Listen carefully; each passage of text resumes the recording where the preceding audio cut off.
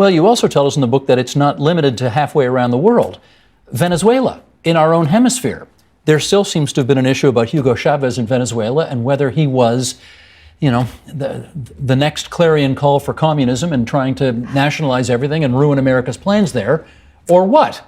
What did you conclude? So again, this is a very powerful concept. If you start to look at things, it's so confusing to look at the world. But if you think of unifying principles, again, I describe this concept of a market-dominant minority. And in Venezuela, they had a very small, lighter-skinned, sort of European heritage minority that largely controlled the media and the oil.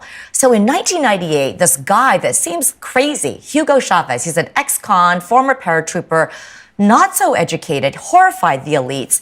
He begins to campaign, and he's from the point of view of the elite, he's talking nonsense. He says things like he thought maybe capitalism had killed life on Mars, but he plays the race card. He says, look at me. He called himself the Indian from Barinas. He actually said, I have African features.